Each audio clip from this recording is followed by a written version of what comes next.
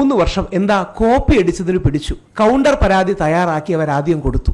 അങ്ങനെ അദ്ദേഹം 3 വർഷത്തോളം ജയിലിൽ കിടന്നു. 11 വർഷം നിയമപോരാട്ടം നടത്തി. നമ്മുടെ പെരുങ്ങോട്ടുകര ദേവസ്ഥാനം അവിടുത്തെ ഒരാളെ ഇതേപോലെ ഹണി ട്രാപ്പിൽ കുടുക്കി 45 ദിവസം ജയിലിൽ കിടന്നു. ഇപ്പോൾ പോലീസ് സത്യം കണ്ടെത്തി ആ ഹണി ട്രാപ്പിൽ കുടുക്കിയവരെ അടക്കം അറസ്റ്റ് ചെയ്തിട്ടുണ്ട്. ആ പുള്ളിയുടെ ജീവിതത്തിലെ 45 ദിവസം അദ്ദേഹത്തിൻ്റെ ഭാര്യ, കുട്ടികൾ, അവർക്കുണ്ടായ വിഷമം, വേദന, ഇതിനൊക്കെ എന്തെങ്കിലും ഒരു സൊല്യൂഷൻ എന്തെങ്കിലും ഉണ്ടാവും. ഇല്ലാത്തതിൻ്റെ കാരണം നമ്മുടെ നാട്ടിൽ വളരെ ലോപ്പ് സൈഡഡ് ആണ് ഈ നിയമങ്ങൾ. ഇപ്പം എനിക്കെതിരെ കുമാരി റിനി പരാതി കൊടുത്തു. നിങ്ങൾ അറിയുമ്പോൾ ഒരുപക്ഷെ റിനിയുടെ പരാതി പലരും കണ്ടു കാണും. നിങ്ങൾ അറിയുമ്പോൾ അത്ഭുതപ്പെടും. റിനി എനിക്കെതിരെ പരാതി കൊടുത്തത് ഡിഫമേഷനാണ്. അതായത് റിനി അപകീർത്തിപ്പെടുത്തിയതാണ്. പോലീസ് എനിക്കെതിരെ വകുപ്പ് ചുമത്തിയിരിക്കുന്നത് IT ആക്ടിലെ 67 ആണ്. ഒബ്സീൻ കണ്ടന്റ് ഇതിലൂടെ പ്രചരിപ്പിച്ചു എന്നുള്ളതാണ്. അത് ചെയ്യുന്നതിൻ്റെ ഉദ്ദേശം എന്താ അറിയാമോ? ഡിഫമേഷൻ ബെയിലബിൾ ആണ്, പക്ഷേ 67 ബെയിലബിൾ അല്ല. അതുകൊണ്ട് ബെയിലബിൾ അല്ലാതെ 2 ദിവസം പിടിച്ച് അറസ്റ്റ് ചെയ്യാൻ ഒരുപക്ഷെ അയ്യപ്പ സംഘടന അറസ്റ്റ് ചെയ്യുമായിരിക്കും, അല്ലെങ്കിൽ ആ ദിവസത്തോടനുബന്ധിച്ച് അറസ്റ്റ് ചെയ്യുമായിരിക്കും. കാര്യം അങ്ങനെ ആകുമ്പോൾ 2 ദിവസം ജയിലിൽ കിടക്കും. ശനിയും ഞായറും ആണെങ്കിൽ പിന്നീട് ബെയിൽ കിട്ടാൻ പിന്നീട് മൂവ് ചെയ്യാൻ കഴിയും. റിനി തന്നെ വ്യാജ പരാതി കൊടുത്തതാണ്. റിനിക്കെതിരെ ഞാൻ മുഖ്യമന്ത്രിക്കും DGPക്കും ശ്രീകാര്യം പോലീസ് സ്റ്റേഷനിൽ പോയി പരാതി കൊടുത്തു. പക്ഷേ റിനിയുടെ പരാതിയിൽ ഒരു വരി, പ്രത്യേകിച്ച് 2 വരിയാണ് എന്നെക്കുറിച്ചുള്ളത്. രാഹുൽ ഈശ്വർ, ചില യൂട്യൂബർമാർ എനിക്കെതിരെ വീഡിയോ പബ്ലിഷ് ചെയ്തിട്ടുണ്ട്. എന്നിട്ട് താഴെ Rahul Easwar published a defaming video to me. ആ പരാതി പലരും കണ്ടു കാണും. റിനി ഏത് വകുപ്പാണ് ഇൻവോക്ക് ചെയ്തിരിക്കുന്നത്? എന്നെ അപകീർത്തിപ്പെടുത്തുന്നു എന്ന വകുപ്പാണ്. പോലീസ് എനിക്കെതിരെ ചുമത്തിയിരിക്കുന്നത് IT ആക്ട് 67 ആണ്. കാര്യം എന്താ? ഒരു ദിവസം അറസ്റ്റ് ചെയ്താലേ പോലീസിനൊരു ഗുമ്മുള്ളൂ. അങ്ങനെ അറസ്റ്റ് ചെയ്തു കഴിഞ്ഞാൽ സ്ത്രീകളെ അധിക്ഷേപിച്ചു എന്ന് പറഞ്ഞ് അപകീർത്തി എന്ന് പറയുന്ന ഡിഫമേഷൻ BNS പ്രകാരം ബെയിലബിൾ ആണ്, മറ്റേത് നോൺ ബെയിലബിൾ ആണ്. ഈ നാട്ടിൽ നടക്കുന്ന പച്ചയായ തട്ടിപ്പാണ്, അല്ലെങ്കിൽ വ്യാജമായി നിയമത്തെ ദുരുപയോഗം ചെയ്തുകൊണ്ടുള്ള ഹരാസ്മെന്റ് ആണ് നമ്മൾ കാണുന്നത്. ഇത് ചെയ്യാൻ പോലീസുകാർക്ക് മനസ്സ് വരുന്നത് നിങ്ങൾ മീഡിയയുടെ അടക്കം പ്രഷർ ഉള്ളതുകൊണ്ടാണ്. കാര്യം മീഡിയക്കാരുടെ ഫ്രണ്ടിൽ എന്തെങ്കിലും കാണിക്കണം. പരാതിക്കാരിക്കില്ലാത്ത വകുപ്പാണ് പോലീസിന് എനിക്കെതിരെ ഉള്ളത്. പരാതിക്കാരിക്കില്ലാത്ത വകുപ്പാണ്. ആ പെൺകുട്ടിയെ ചില ആൾക്കാർ മോശമായി പറഞ്ഞു കാണും, ഞാൻ പറഞ്ഞിട്ടില്ല. എന്തായാലും അങ്ങനെ ഒരുപാട് പേരുണ്ട്. എന്നിട്ട് പോലീസ് 35 BNS 35 ഇട്ടിട്ടുണ്ട്. 35 എന്ന് പറഞ്ഞാൽ ഒരുപാട് ആൾക്കാർ ഒരു ഉദ്ദേശത്തോടെ, കോമൺ ഉദ്ദേശത്തോടു കൂടി ഒരാളെ ആക്രമിച്ചു എന്നുള്ളതാണ്. ലോകത്തിലെ പല സ്ഥലത്തിരിക്കുന്ന ഇൻസ്റ്റാഗ്രാമിലെ ആൾക്കാർ റിനിക്ക് മോശം മെസ്സേജ് അയച്ചത് ഞാനും തമ്മിൽ എന്ത് ബന്ധമാണ്? അതായത് മിനിമം നിയമത്തിൻ്റെ ബാലപാഠം ഉണ്ടാകണമെങ്കിൽ, ഒരു കോൺസ്പിറസിയോ അല്ലെങ്കിൽ ഒരുമിച്ച് ചെയ്യണമെങ്കിൽ ഒരാക്ട് വേണം. അതായത് ഞങ്ങൾ സംഘം ചേർന്ന് നിന്ന് ഒരു പെൺകുട്ടിയുടെ വീട്ടിൻ്റെ ഫ്രണ്ടിൽ വെച്ച് ആ പെൺകുട്ടിയെ അപകീർത്തിപ്പെടുത്തിയിരിക്കട്ടെ, ഞങ്ങളുടെ കോമൺ ആക്റ്റാണ്. വ്യത്യസ്ത സമയങ്ങളിൽ ലോകത്തിൻ്റെ വ്യത്യസ്ത ഭാഗങ്ങളിൽ വ്യത്യസ്ത ഡിജിറ്റൽ മീഡിയ പ്ലാറ്റ്ഫോമിൽ ഞാൻ റിനിക്കെതിരെ വിമർശനം ഉന്നയിച്ചു, മറ്റു പലരും ഉന്നയിച്ച് കാണാനില്ലായിരിക്കാം. ഇതിനെയെല്ലാം കൂടെ കോമൺ ഇൻറ്റൻറ്റിൻ്റെ ക്ലോസിൽ എങ്ങനെ വരും? പിന്നെ 120O കോസിങ് അനോയൻസ്, അതിലൊന്നും നോൺ ബെയിലബിൾ ഇല്ല. 66A സുപ്രീം കോടതി റദ്ദാക്കി. ഇതേപോലെ മിസ്യൂസ് ചെയ്യുന്നത് കണ്ട് ബഹുമാനപ്പെട്ട സുപ്രീം കോടതി 66A സ്ട്രൈക്ക് ഡൗൺ ചെയ്തു. അപ്പം നമ്മുടെ പോലീസ് എന്ത് ചെയ്തു? 67 എടുത്തു. വളരെ വേഗമായിട്ടുള്ള വകുപ്പുകൾ വെച്ച് ഒബ്സീൻ മെറ്റീരിയൽ ഇതിലൂടെ പ്രചരിപ്പിച്ചു. റിനിക്കെതിരെ ഞാൻ ചെയ്ത യൂട്യൂബ് വീഡിയോ ആണ്, അതെങ്ങനെ ഒബ്സീൻ മെറ്റീരിയൽ ആവും? കുറച്ചുകൂടെ കൃത്യമായിട്ട് പറഞ്ഞാൽ ആ വകുപ്പ് എക്സ്പ്ലെയിൻ ചെയ്താൽ സെക്ഷുവലി എക്സ്പ്ലിസിറ്റ് മെറ്റീരിയലും ഒബ്സീൻ മെറ്റീരിയലുമാണ്. റിനിക്കെതിരെ സാമൂഹിക വിമർശനം പറഞ്ഞതിന് നോൺ ബെയിലബിൾ ഒഫൻസ് വരാൻ റിനി മദർ തെരേസ വല്ലതുമാണോ, അല്ലെങ്കിൽ മഹാത്മാഗാന്ധിയാണോ? ഇത് തന്നെയാണ് ഹണി റോസ് എനിക്കെതിരെ കൊടുത്തത്. പോലീസ് ആദ്യം ഹണി റോസിനോട് കേസെടുക്കാൻ പറ്റില്ലെന്ന് പറഞ്ഞു, രണ്ടാമത് നിയമോപദേശം എടുത്തു, ഇപ്പോഴും കേസെടുക്കാൻ പറ്റില്ലെന്ന് പറഞ്ഞു, മൂന്നാമത് പോലീസ് എന്ത് ചെയ്തു? അതേ പരാതിയിൽ എനിക്കെതിരെ ഇതേപോലെ കേസെടുത്തു. ഇതുകൊണ്ടാണ്, ഇനി ഇവരുടെ വ്യക്തിപരമായ അനുഭവങ്ങളിലേക്ക് വരാം. ഇതുകൊണ്ടാണ് നിങ്ങൾ എല്ലാവർക്കും, ഇത് ഞങ്ങൾ പുരുഷ കമ്മീഷന് വേണ്ടി നടത്തിയ നീക്കമാണ്, അതിൽ കോടതി വിധികൾ അടക്കമുള്ള കാര്യങ്ങൾ കൊടുത്തിട്ടുണ്ട്.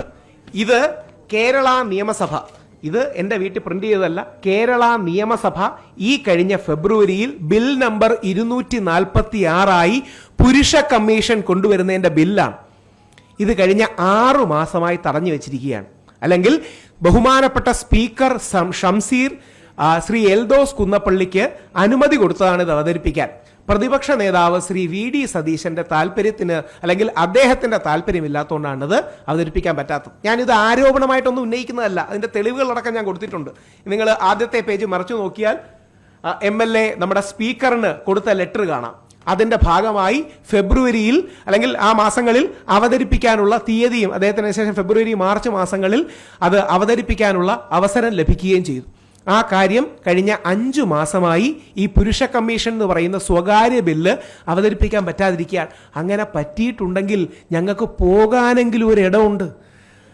നാളെ ഒരു മനാഫോ അദ്ദേഹത്തിന്റെ കുടുംബത്തെയോ, അല്ലെങ്കിൽ നാളെ ഒരു മുഹമ്മദ് അലിയോ അദ്ദേഹത്തിന്റെ കുടുംബത്തെയോ, മുകേഷ് നായരോ അദ്ദേഹത്തിന്റെ കുടുംബത്തെയോ, രാഹുൽ ഈശ്വറോ എന്റെ കുടുംബത്തിനോ എതിരെ പരാതി വന്നാൽ പോകാനൊരു സ്ഥലമില്ല. പോലീസ് സ്റ്റേഷനിൽ പോയ പോലീസുകാർ അപ്പം പിടിച്ചെടുത്തിടും. കാര്യം പോലീസുകാർക്ക് എളുപ്പമുണ്ട്, വീട്ടിൽ അവിടെ പോയി പിടിക്കണ്ടല്ലോ, ഇങ്ങോട്ട് വരികയാണെന്നുള്ള. ശ്രീ മുകേഷ് നായരുടെ കേസുകൾ പലരും കേട്ട് കാണും. 8-10 പെൺകുട്ടികളോടനുബന്ധിച്ച് 10-15 പേര് നിൽക്കുന്ന പരിപാടിയിൽ അദ്ദേഹം ഒരു ആൽബത്തിൽ അഭിനയിച്ചതാണ്. ഇദ്ദേഹത്തിന്റെ ഇൻഫ്ലുവൻസറുടെ വിഭാഗത്തിലുള്ള ശത്രുക്കൾ ഇദ്ദേഹത്തിനോട് എതിർപ്പുള്ള ആൾക്കാർ കൊണ്ടുപോയി ഇദ്ദേഹത്തിനെതിരെ പോക്സോ കേസ് കൊടുത്തു. ഈ കേസുകൾ എന്തെങ്കിലും തീരുവോ? അന്വേഷിച്ചിട്ടുണ്ടോ? ഇപ്പം നമ്മുടെ റിപ്പോർട്ടർ ചാനൽ പേര് എൻ്റെ സുഹൃത്തും എൻ്റെ സീനിയറുമായിരുന്നു ഡോക്ടർ അരുണിനെതിരെ വ്യാജ പോക്സോ കേസ് വന്നു. അരുൺ ആ പെൺകുട്ടിയെ കണ്ടിട്ട് പോലുമില്ല. തേർഡ് പാർട്ടി പരാതി. ഈ ലോകത്ത് അങ്ങനെ വേറൊരു ഉടായിപ്പുണ്ടോ? തേർഡ് പാർട്ടി പരാതി. അതെന്താണ് ഈ തേർഡ് പാർട്ടി പരാതി? ആ പരാതിക്കാരന് പ്രശ്നമില്ല, അല്ലെങ്കിൽ പരാതിക്കാരന് പ്രശ്നമോ കാര്യമോ ഇല്ല, കംപ്ലൈന്റിനോ അക്യൂസിനോ ഇല്ല. തേർഡ് പാർട്ടിയായിട്ട് എങ്ങനെയാണ് നമ്മുടെ നാട്ടിൽ പരാതി കൊടുക്കുക? എന്താണ് ഈ തേർഡ് പാർട്ടി ഗർഭം? തേർഡ് പാർട്ടി ഗർഭചിത്ര പരാതിയുണ്ട്. ഈ നാട്ടിൽ നടക്കുന്ന തട്ടിപ്പിന്റെ എക്സ്റ്റെന്റ്, അതായത് സാധാരണ ഭാഷ ഉഡായിപ്പെന്നും നല്ല പോളിഷ്ഡായ ഭാഷയിൽ ലീഗൽ ഹരാസ്മെന്റും ഈ നാട്ടിലെ ആൾക്കാരുടെ ഫ്രണ്ടിൽ വെച്ച് നടക്കുകയല്ലേ. ഇത് തടയാൻ 2 പേർക്കേ കഴിയൂ. ഒന്ന് കോടതികളാണ്, 2 മാധ്യമങ്ങളാണ്. മാധ്യമങ്ങൾ എന്ന് പറയുമ്പോൾ മാധ്യമങ്ങൾ റേസ് ചെയ്യുമ്പം പോലീസുകാരുടെ മേലും രാഷ്ട്രീയക്കാരുടെ മേലും സമ്മർദ്ദം ഉണ്ടാകും. രാഹുൽ മാങ്കൂട്ടത്തിലിന് അവന്തിക അങ്ങോട്ട് വിളിച്ച്, രാഹുൽ മാങ്കൂട്ടത്തിലിനെ അങ്ങോട്ട് ഫോൺ വിളിച്ച് 8:24 അവന്തിക അങ്ങോട്ട് അയച്ചു കൊടുക്കുന്നു. നിങ്ങളെ കൊടുക്കാൻ ചില ആൾക്കാർ ശ്രമിക്കുന്നുണ്ട്, എന്നെയും വിളിച്ചു. ഞാൻ ആ ശ്രീന മാഡത്തോട് സംസാരിച്ചു, CPA കാരിയായ ശ്രീന മാഡത്തെ വിളിച്ച് ചോദിക്കുന്നു, നിങ്ങൾക്ക് എങ്ങനെ പരാതി ഉണ്ടോ, കൊടുക്കാൻ പറ്റുമോ?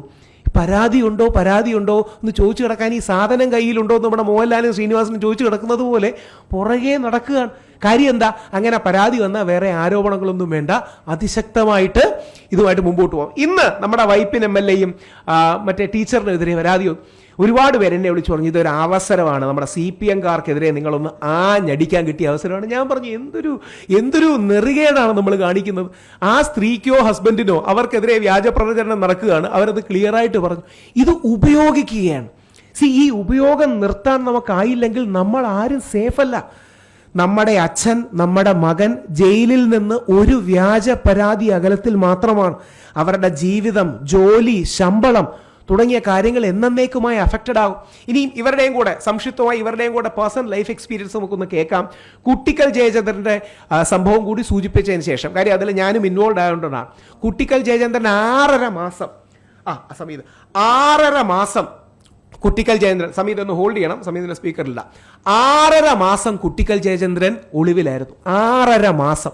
അവസാനം സുപ്രീം കോടതിയിൽ നിന്നാണ് അദ്ദേഹത്തിന് അനുകൂലമായി ജാമ്യം കിട്ടിയത്. അദ്ദേഹത്തിന്റെ ഭാര്യ സെറീന ഒരൊറ്റ വ്യക്തി ഉള്ളതുകൊണ്ടാണ് അദ്ദേഹത്തിന് പിടിച്ചിരിക്കാൻ കഴിഞ്ഞത്. അവരുടെ കുടുംബ പ്രശ്നമാണ്. പുള്ളിക്കെതിരെ അദ്ദേഹത്തിന്റെ ഒരു ബന്ധു എന്ന് പോക്സോ കേസ് കൊടുത്തു.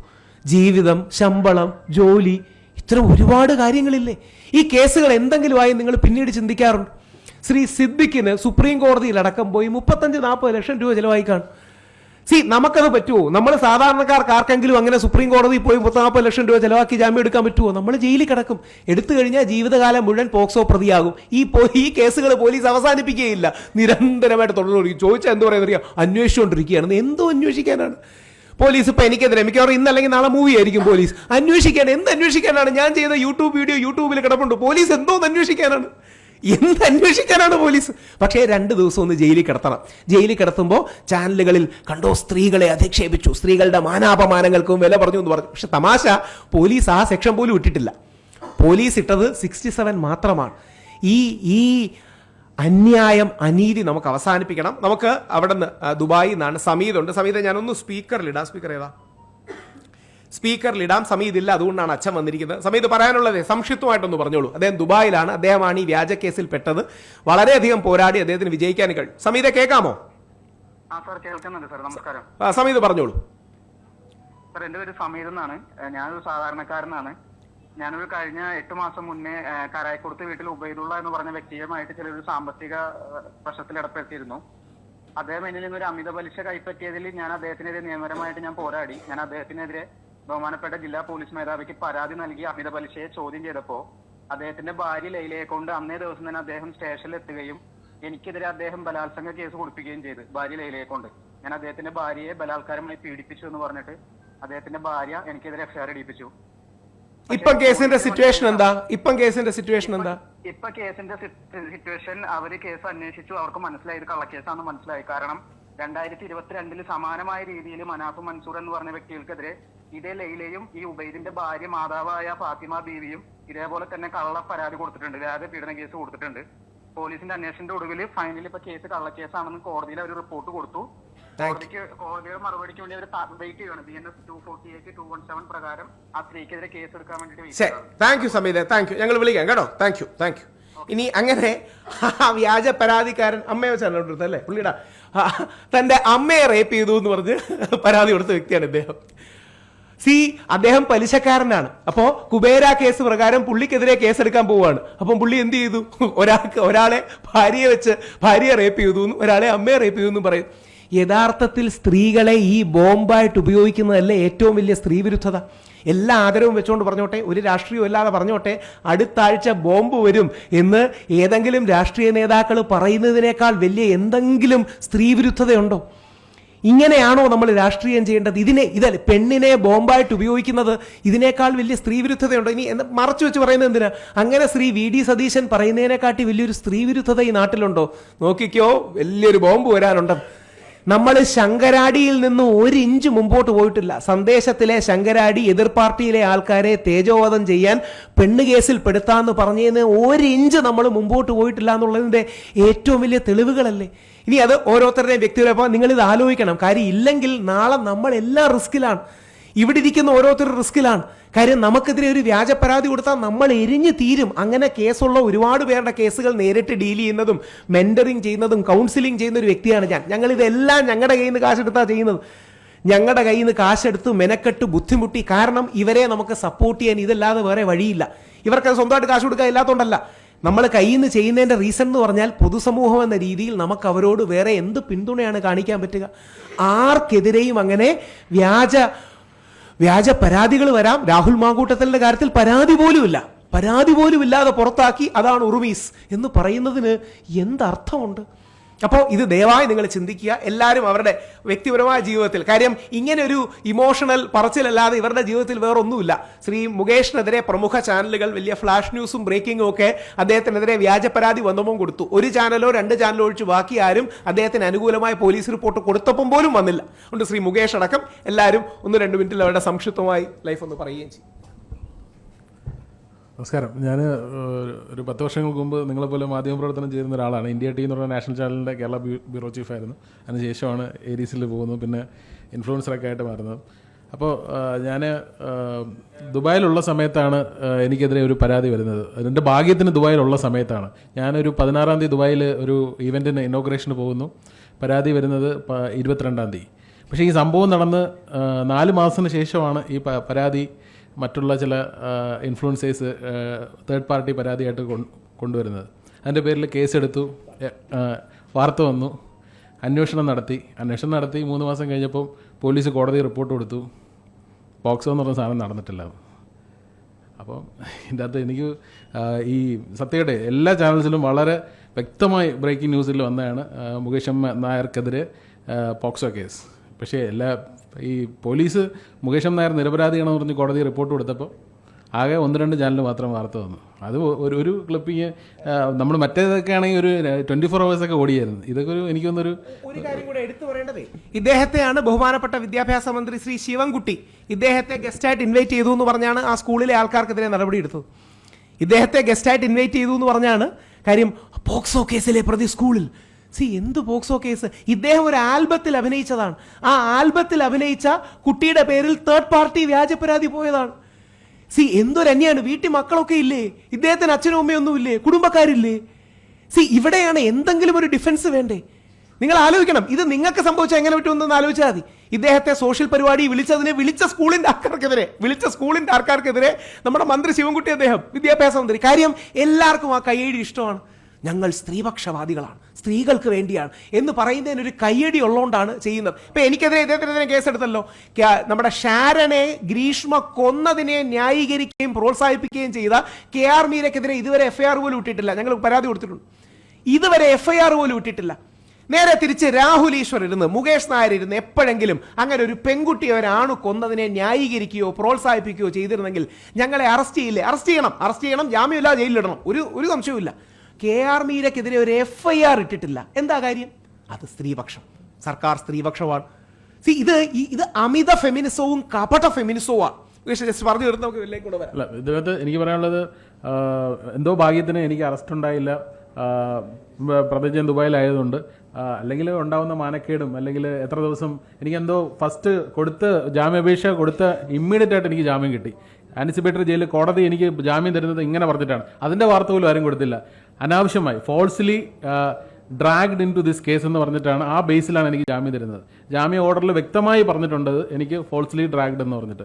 എന്നിട്ട് കൂടിയും അതിനുശേഷമാണ് എന്നെ ഈ പരിപാടിക്ക് വിളിക്കുന്നത്. ഒരു ജാമ്യം കിട്ടിയ ഒരാളാണല്ലോ, കോടതി ഇങ്ങനെ പറഞ്ഞിട്ട്. എന്നിട്ട് കൂടിയും ആ ഗവൺമെൻറ് സ്കൂളാണ്, ആ സ്കൂളിലെ പ്രിൻസിപ്പാളിന് നടപടി നേരിടേണ്ടി വന്നു. അവർ നമ്മളിലുള്ളൊരു താല്പര്യമോ വിശ്വാസമോ എന്തുകൊണ്ടായിരിക്കും വിളിക്കുന്നത്?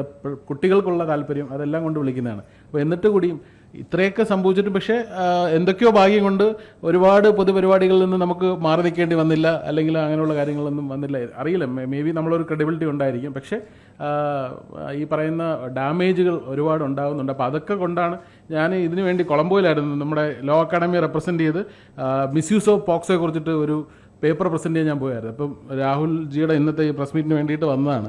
കാരണം എനിക്കൊരു പ്രോബ്ലം ഉണ്ടായ സമയത്ത് ഏറ്റവും അധികം എന്നെ സപ്പോർട്ട് ചെയ്ത ആളാണ്. കാരണം ഇത് വ്യാജ പരാതിയാണ്, വ്യാജ കേസാണെന്ന് അറിഞ്ഞുകൊണ്ട് എന്നെ ഇങ്ങോട്ട് വിളിച്ച് സംസാരിച്ചു. മുകേഷ് ധൈര്യമായിരിക്കും, അങ്ങനെ ആര് ചെയ്യും ഇന്നത്തെ കാലത്ത്?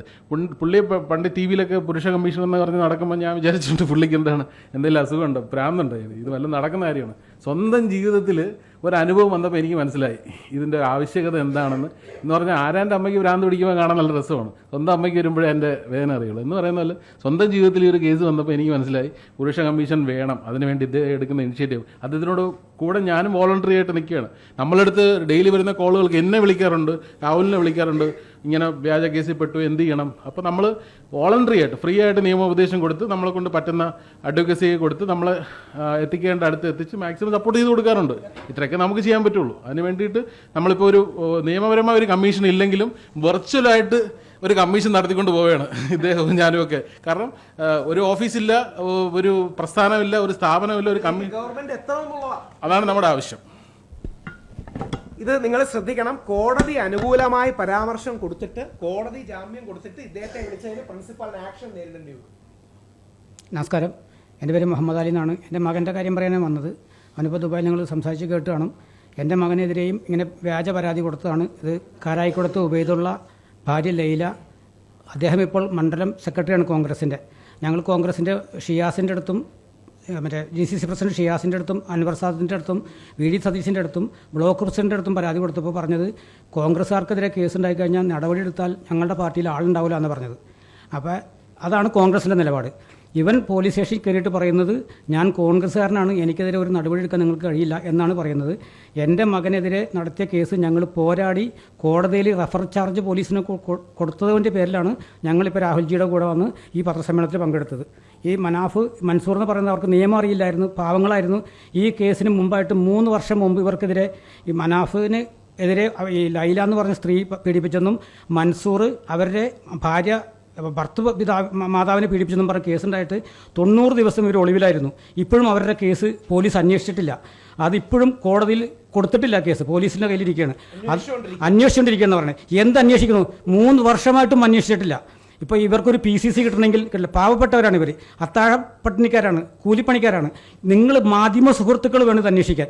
ഞങ്ങൾ പറയുന്നത് നിങ്ങൾ അന്വേഷിക്കണം. മാധ്യമ സുഹൃത്തുക്കൾ ഓരോ പാർട്ടിയുടെ കീഴിൽ നിന്നുകൊണ്ട് ഇവർ ചെയ്യുന്ന കൊള്ളരായ്മത്തരത്തിന് നിങ്ങൾ അന്വേഷിക്കണം എന്ന് മാത്രം പറഞ്ഞുകൊണ്ട് അവസാനിപ്പിക്കുന്നു.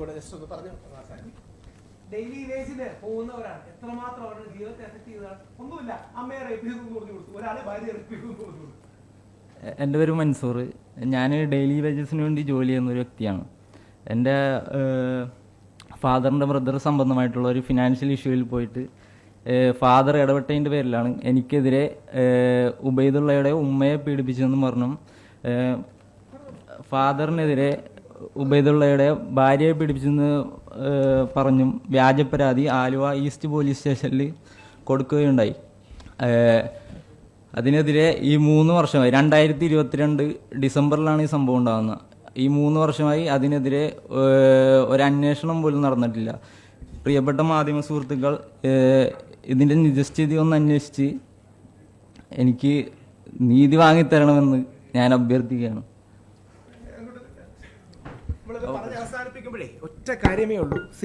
മീഡിയയ്ക്ക് ചെയ്യാൻ കഴിയുന്ന ഏറ്റവും വലിയ കാര്യം അറ്റ്ലീസ്റ്റ് ഒരു ഫിൽറ്റർ എന്ന് പറയുന്ന രീതിയിൽ നിങ്ങൾക്ക് പ്രവർത്തിക്കാം.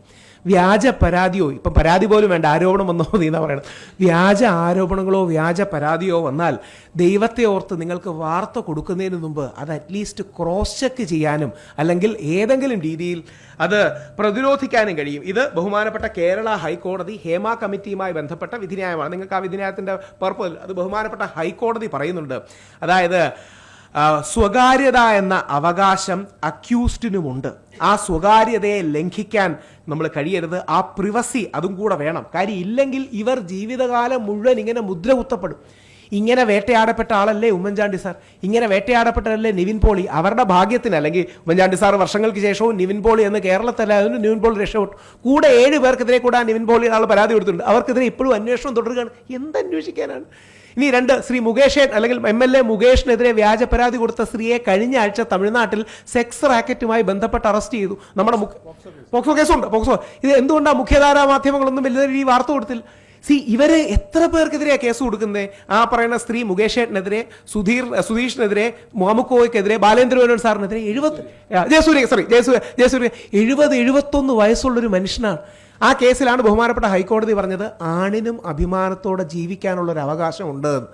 നമ്മുടെ ഏതെങ്കിലും നിലപാടോ ഇഷ്ടമില്ലാത്ത കാര്യങ്ങളോ നമ്മളോട് വ്യക്തിപരമായ വിരോധമോ തീർക്കാൻ പെണ്ണ് കേസ് പെടുത്തുക എന്ന് പറയുന്നത് നിയമത്തോടും ഭരണഘടനയോടും മനുഷ്യത്വത്തോടുള്ള അവഹേളനമാണ്. നിങ്ങൾ സമയം കുറച്ച് എക്സ്ട്രാ എടുത്ത് കാണും. എന്തെങ്കിലും 1-2 ചോദ്യങ്ങളുണ്ടെങ്കിൽ എടുത്ത് നോക്കി നിർത്താം. Any questions please.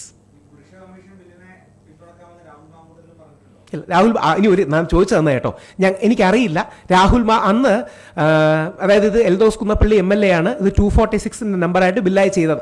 അന്ന് ശ്രീ VD സതീശൻ അടക്കം അതിനെ തടഞ്ഞു വെക്കുകയും മറ്റും ചെയ്തിരുന്നു. ഞാൻ കുഞ്ഞാലിക്കുട്ടി സാറിനെ വ്യക്തിപരമായി വിളിച്ചു, ഷാഫി പറമ്പിലിനെ വ്യക്തിപരമായി വിളിച്ചു.